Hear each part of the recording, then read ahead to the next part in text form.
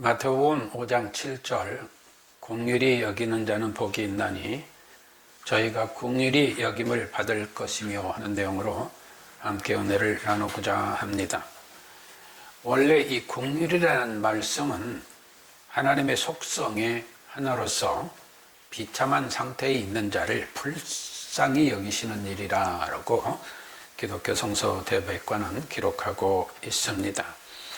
이에 대하여 구약에 있어서 긍휼을 여러 성경 구절을 인용하면서 자식에 대한 어버이의 간절한 정을 가리키는 데서 동정이나 연민에 느끼게 하는 이런 표현으로 사용된다고 하였으나 후에는 이것이 인자, 자비로 번역되면서 원어 즉 언약, 계약에 기초한 책임 있는 사랑, 즉 언약에 기초한 책임 있는 사랑이라는 히브리어 뜻인 헤세드를 동의어로 쓰여지고 있다고 기록합니다. 나아가서 우리 헬라어라고 하는 그리스 역에서는 이를 엘레오스로 역되었습니다. 물론 우리 본문은 엘레모네스 이렇게 기록하고 있습니다. 사실 긍휼은 어떻게 보면 잔인함과 정반대되는 이런 말로 우리가 해석되어지기도 합니다. 그런데 이 엘레모네스에 대하여 박윤선 목사는 먼저 앞에서 기록한 즉 산상수훈의 산상보훈의 네 가지 상, 심령이 가난한 자는 복이 있다, 애통하는 자는 저희가 위로를 받을 것이요, 온유한 자는 복이 있다, 의에 줄이고 목마른 자는 복이 있다, 이런 내용들, 그 네 가지의 사람이 자기에게 의가 없음을 느끼면서 하나님의 도우심을 사모하여 탐구하는 신앙에 대하여 말하고 있다고 한다면은 이제부터 다시 말하면 긍휼히 여기는 자로부터의 네 가지는 위에서 말한 바와 같이 이미 믿는 자가 이미 믿는 성도가 남을 위하여 행하는 아름다운 덕을 말한다라고 표현하고 있습니다. 다시 말하면 처음 네 가지는 죄인이 반성, 통회, 신종, 득이하는 자신이 구원받는 단계를 말하고 다음 네 가지는 그리스도의 의를 얻은 신자가 남들에게 대하여 가지는 생활에 대한 것이다 라고 주석하고 있습니다.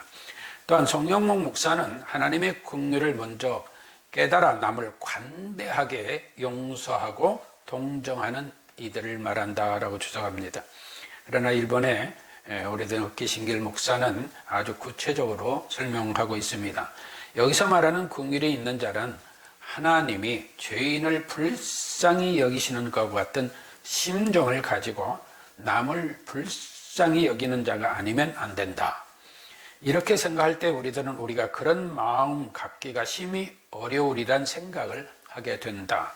하나님의 것과 같은 긍휼히 여기는 마음을 우리가 가졌다면 우리는 가난한 자, 고통당하는 자, 외로운 자에 대하여 그들을 불쌍히 여길 뿐 아니라 나아가서 그 이상의 죄인들까지도 이를 사랑하고 더욱더 나아가서 우리를 미워하는 자까지도 불쌍히 여기게 되지 않으면 안 된다. 그리스도께서 우리에 대하여 가지셨던 마음은 그런 것이었다. 그러면서 실로 예수께서 기뻐하시는 복 있는 사람은 하나님과 같은 마음을 가지고 남을 불쌍히 여기고 원수까지도 사랑하고 스스로 남의 모든 고통을 짊어지는 사람인 것이다.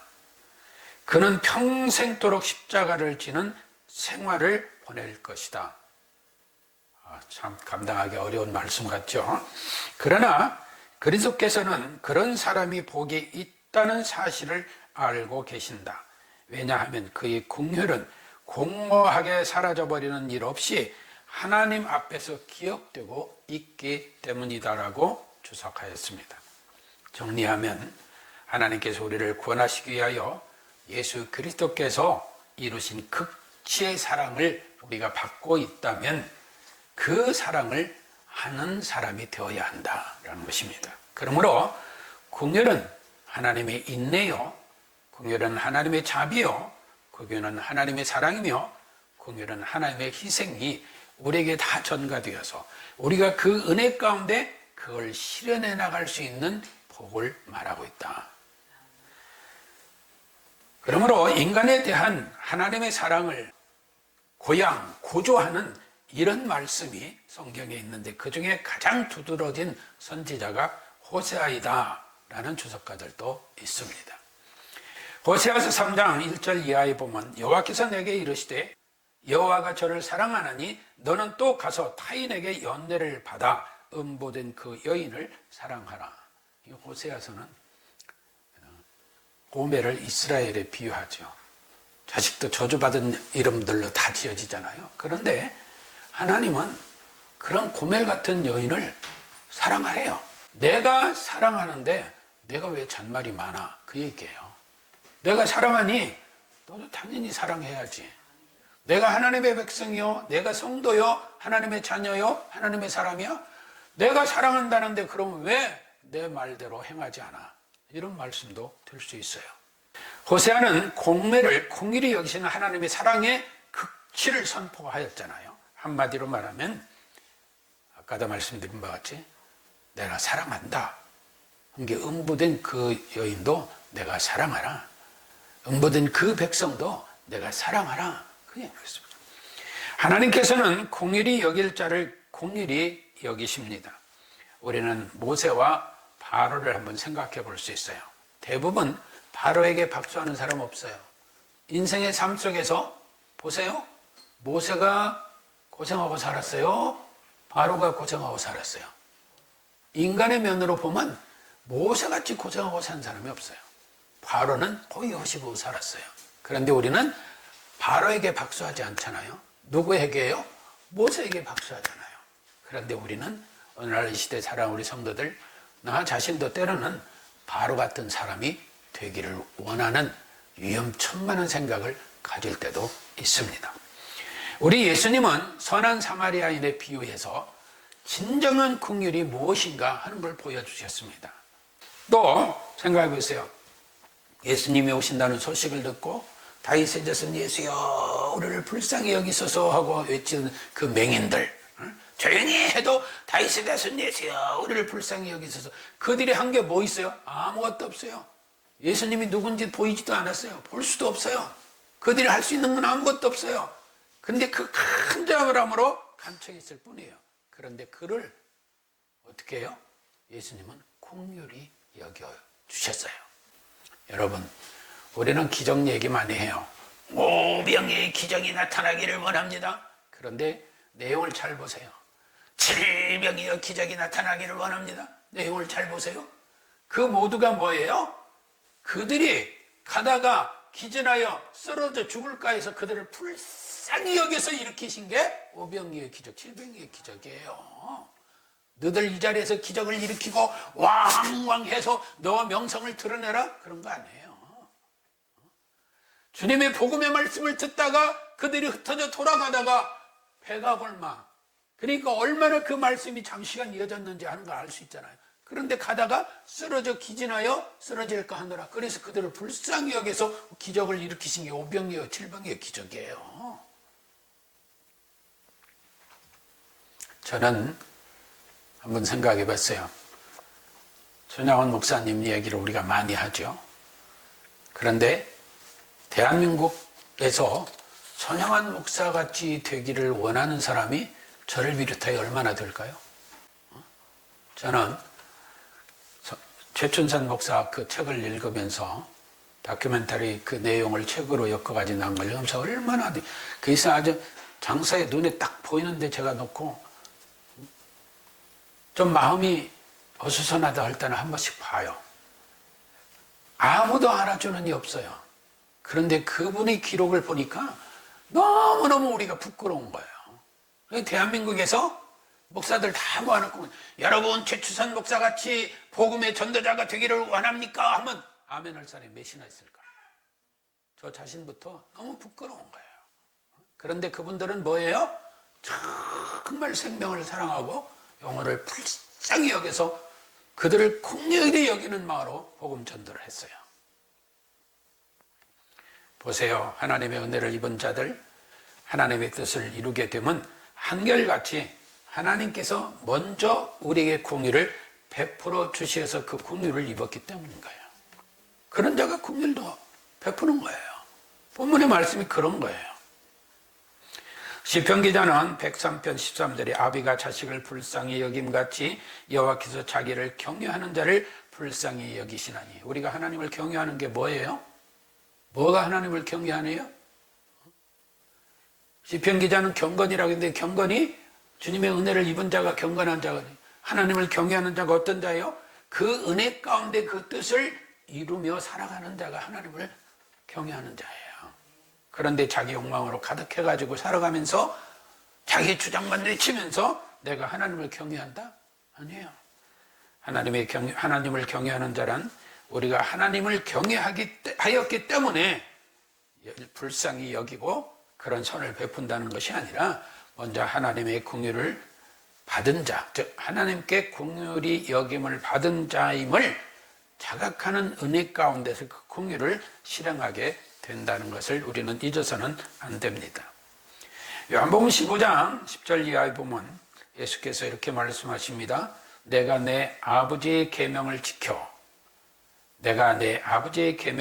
그의 사랑 안에 거하는 것 같이, 그의 사랑 안에 거하는 것 같이 너희도 내 계명을 지키면 내 사랑 안에 거하리라.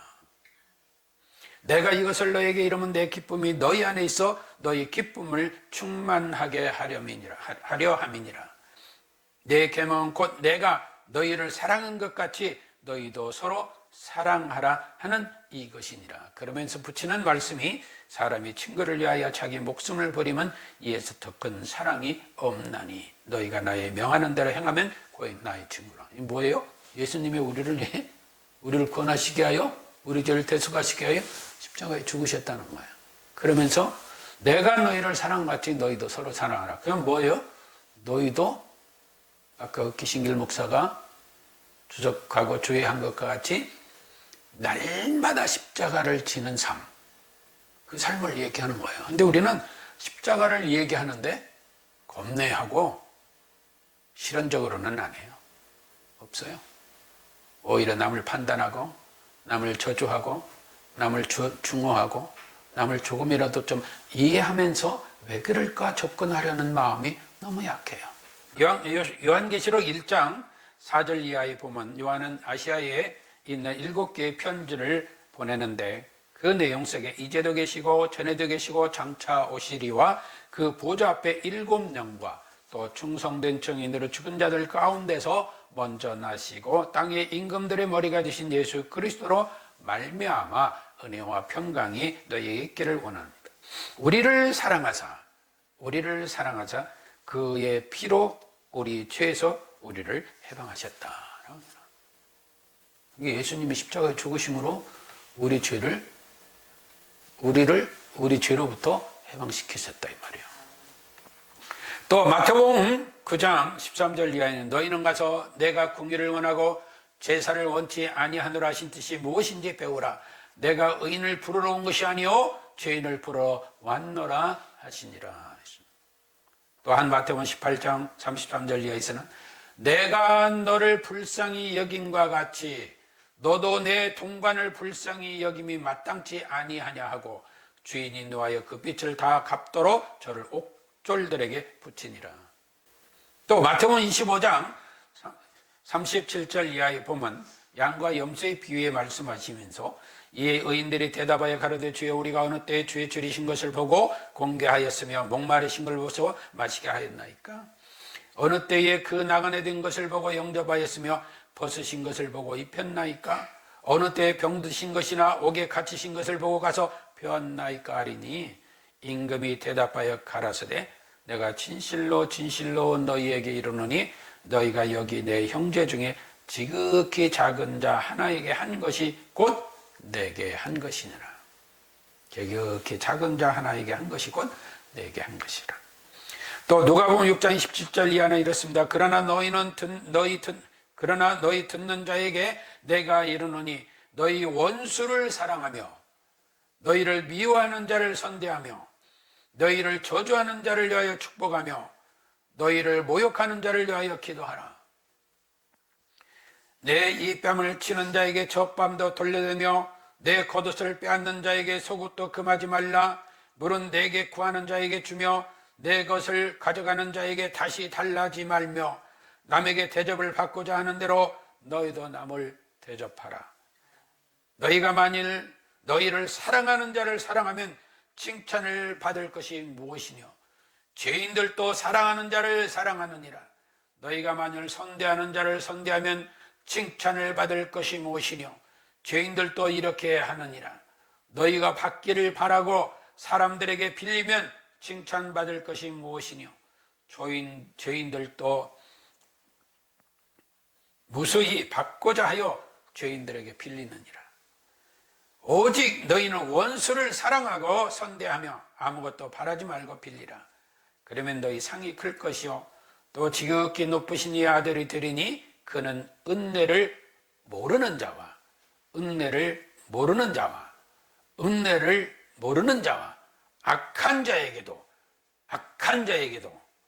악한 자에게도 인자로우시니라.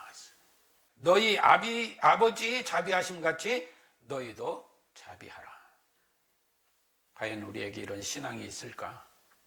나에게 이런 믿음이 있을까?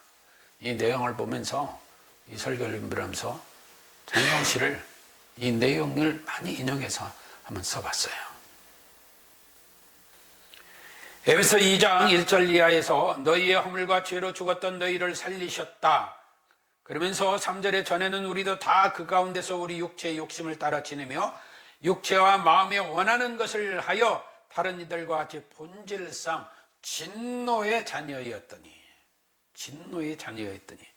긍휼에 풍성하신 하나님이 우리를 사랑하신 그 큰 사랑을 인하여 허물로 죽은 우리를 그리스도와 함께 살리셨고 너희가 그 은혜로 구원을 얻은 것이라.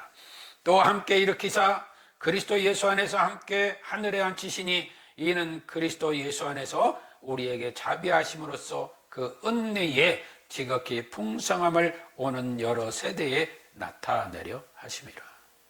그러니까 긍휼을 입었으면 그 긍휼을 보이며 행하며 살아가는 자, 이로 인하여서 세상 사람들에게 하나님의 영광을 드러내고 그리스도의 향기를 바라면서 하나님의 뜻이 무엇이며 예수 그리스도가 왜 이 땅에 오셨는가를 보이는 이런 삶이 된다는 거예요.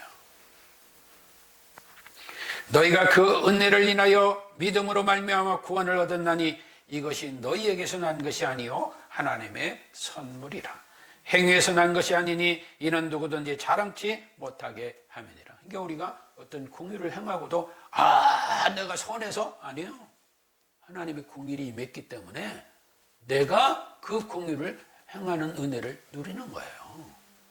내가 잘나서, 내가 성결해서, 지혜로워서, 내가 누구를 죄인들을 정죄해서 내가 바른 사람이야? 아니요, 그런 거 아니에요. 우리는 그의 만드신 바라 그리스도 예수 안에서 선한 일을 위하여 지으심을 받은 자니 이 일은 하나님이 전에 예비하사 우리로 그 가운데서 행하게 하려 하심이라. 여기에서 잘 알아요. 하나님이 전에 예비하사 우리로 그 가운데서, 이 말은 그리스도 예수 안에서 행하게 하려. 또 디도서 3장 1절 이하에 있습니다. 너는 저희로 하여금 정사와 권세 잡은 자들에게 복종하며 순종하며 모든 선한 일 행하기를 예비하게 하며 아무도 해방하지 말며 다치지 말며 관용하며 범사의 온유함을 모든 사람에게 나타낼 것을 기억하라. 여기서니까 정사와 권세 잡은 자들에게 맹종하라 이런 걸로 오해하는 사람들이 많아요. 아니에요, 그거 아니에요. 디도서 3장 3절은 이렇게 이루합니다. 우리도 전에는 어리석은 자요 순종치 아니한 자요 속은 자요 각색 정욕과 행락의 종노릇한 자요 악독과 투기로 지낸 자요 가증스러운 자요 피차 미워한 자였으나 우리 구주 하나님의 자비와 사람 사랑하심을 나타내실 때에 우리를 구원하시되 우리의 행한 바 의로운 행위로 말미암지 아니하고 오직 그의 긍휼하심을 쫓아 중생의 씻음과 성령의 새롭게 하심으로 하셨나니 성령을 우리에게 성령을 우리 구주 예수 그리스도로 말미암아 우리에게 풍성히 부어주사 우리로 저희 은혜를 힘입어 의롭다 하심을 얻어 영생의 소망을 따라 후사가 되게 하려 하심이라. 이 말이 mit보도다. 원컨대 내가 이 여러 것에 대하여 굳세게 말하라. 이는 하나님을 믿는 자들로 하여금 조심하여 선한 일을 힘쓰게 하려 함이라. 이것은 아름다우며 사람들에게 유익하니라. 또 베드로전서 3장 8절 이하에는 이렇게 이루합니다. 마지막으로 끝으로 이 말이에요. 말하노니 너희가 다 마음을 같이하여 체휼하며 형제를 사랑하며 불쌍히 여기며 겸손하며 악을 악으로 욕을 욕으로 갚지 말고 도리어 복을 빌라. 이를 위하여 너희가 부르심을 입었으니 이는 복을 유업으로 받게 하려 하심이라. 그러므로 생명을 사랑하고 좋은 날 보내기를 원하는 자는 혀를 금하여, 이 혀 조심하라 이 말이에요. 혀를 금하여 악한 말을 그치며 그 입술로 괴유를 말하지 말고 악에서 떠나 선을 행하고 화평을 구하여 이를 쫓으라. 주의 눈은 의인을 향하시고 그의 귀는 저희 간구에 귀를 기울이시되 주의 낯은 악행하는 자들을 향하시느니라. 악행하는 자들은 반드시 심판이 있다는 거예요. 사랑하는 성도 여러분 인정받기 원하죠? 세상 살아가면서 사람들에게 인정받기 원하잖아요. 저도 그래요. 인정받는 게 좋더라고요. 그리고 칭찬받기도 원해요. 또 유명해지기도 원해요. 또 높아지기도 원해요. 또 사랑받기도 원해요. 그런데 우리는 사랑할 줄 몰라요. 왜 그렇다고 생각해요? 그것은 하나님보다 자기를 더 사랑하는 우상 숭배적인 자기 중심적인 신앙이 있기 때문에 그래요. 우리는 이러한 일이 있을 때 깜짝 놀란 마음으로 성화의 회개를 이뤄나가는 우리들이 되어져야 될 줄로 믿습니다. 그러므로 우리는 내 자신은 용서받기를 원하면서 이웃에 대해서는 용서는커녕 오히려 미움만 가득해요. 또 하나님의 인내를 원하면서도 이웃들을 멸시해요. 그리고 하나님의 자비를 원하면서도 이웃을 저주해요. 저주하는 일을 아무렇지 않게 해요. 그게 저주인 줄도 몰라요. 당연히 하나님의 뜻을 행하는 거야 이렇게 생각하는데 아니에요. 저주하면 안 돼요. 그러나 본시 추악한 우리 죄인을 하나님께서는 긍휼히 여겨주셨고 하나님의 뜻대로 예수 그리스도께서 인자로 오시어 그 사랑의 극치를 십자가에서 실현하셨어요. 그래서 기신길 목사도 우리는 날마다 십자가를 지불하는 삶이 되어져야 된다는 거였어요. 그런 마음의 긍휼을 실현하며 살아가는 거예요. 그게 하나님의 은혜 가운데 그 긍휼의 은혜를 누리는 자예요. 따라서 우리도 하나님의 긍휼의 은혜로 이웃을 콩률이 여기는 그 은혜의 복을 누리는 우리가 되어져야 될 줄로 믿습니다.